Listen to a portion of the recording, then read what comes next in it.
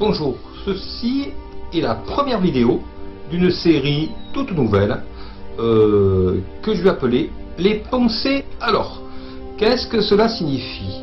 Eh bien, c'est très simple. J'ai enseigné en particulier la littérature, la civilisation, etc. En tant qu'enseignant en littérature, je sais très bien qu'il y a un certain moment de notre vie où l'on peut avoir envie de transmettre les connaissances que nous avons acquises, bien modestement.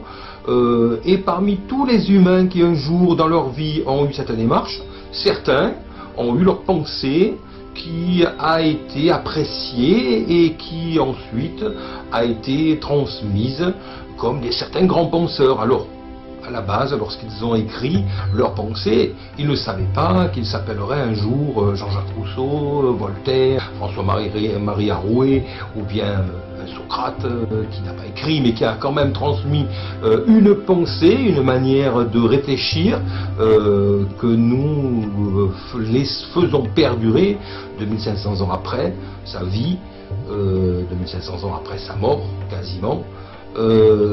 Et donc c'est un petit peu la même chose pour nous tous. Nous pouvons laisser nos pensées, notre pensée à la postérité qui en fera ce qu'elle en voudra. Il y a peu de chances que de notre vivant cette pensée soit utilisée, il faut être lucide, et puis finalement ce n'est pas vraiment le but.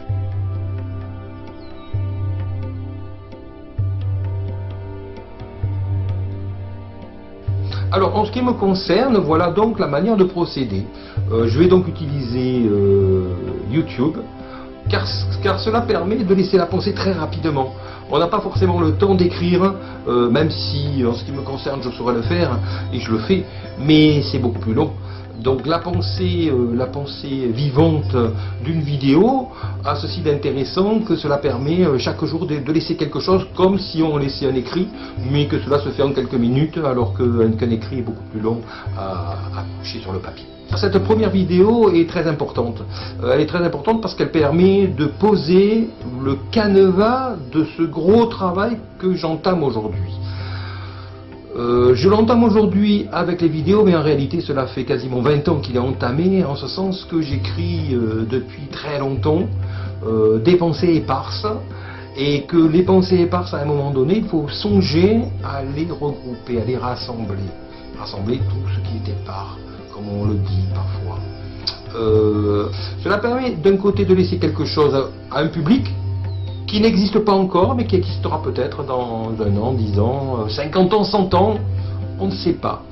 Alors, en ce qui concerne ces pensées, c'est un petit peu comme Pascal, en fait, l'avait fait bien modestement, même si on sait que Pascal, de son vivant, ne savait pas du tout, même s'il avait l'intention d'écrire ses pensées pour ensuite un jour les regrouper et en faire un livre, ce qu'il n'a pas eu le temps de faire.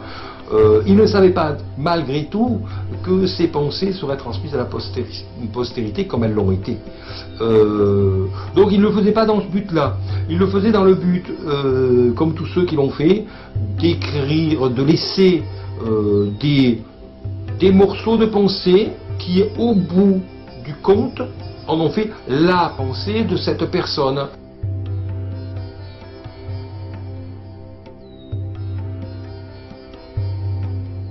C'est ainsi que nous avons Jean-Jacques Rousseau, par exemple, pour citer un monument tel que Jean-Jacques Rousseau, qui a beaucoup écrit, des choses parfois très disparates, sur des thèmes très différents, mais qui au bout du compte, si on regroupe ces différentes pensées, donnent la pensée générale de Jean-Jacques Rousseau. Comme on l'enseigne donc en lettres, il s'agit du principe d'écriture qui a une fonction importante au niveau de celui qui transmet quelque chose.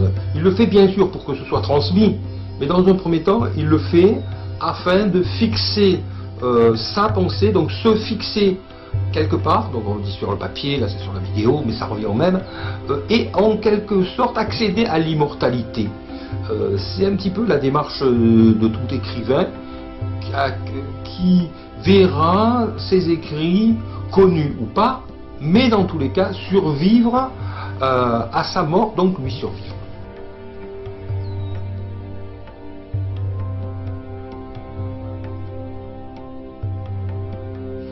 Voilà, c'est un petit peu la démarche. Alors en ce qui me concerne, je me suis fixé un objectif qui est de figer 1000 pensées. Pour cela, même si j'en fais une tous les 2 ou 3 jours, il me faut au moins 5 ans. Donc c'est assez ambitieux, mais de notre côté, il faut s'y mettre, parce qu'on ne sait jamais, on ne sait pas combien de temps il nous reste à vivre. Donc il faut se mettre au travail. C'est donc ce que je fais aujourd'hui. Le dernier point abordé est la notion de liberté, de liberté d'expression.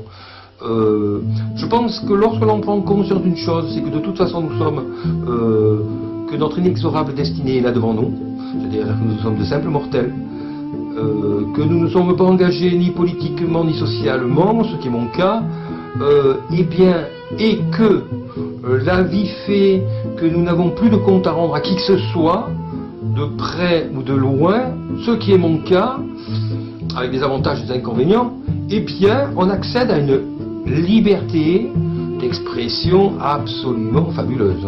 Une liberté psychologique et intellectuelle que l'on ne peut pas soupçonner. C'est là que l'on comprend l'ermite qui, symboliquement dans sa caverne, est libre, libre de penser, libre de parler ou de ne pas parler, d'écrire ou de ne pas écrire. Pour cela, il faut qu'il soit libéré de toutes les obligations, de tous les devoirs sociaux, familiaux, moraux, et les hasards de la vie m'ont donné cette grande liberté. L'histoire de quelqu'un qui a eu une famille, des enfants, puis qui les a perdus, et qui finalement, à un certain âge, se retrouve libre, dans le sens où jeune, on ne veut pas dire certaines choses parce qu'on a peur de froisser les parents, les frères, les sœurs, la femme, les enfants, etc.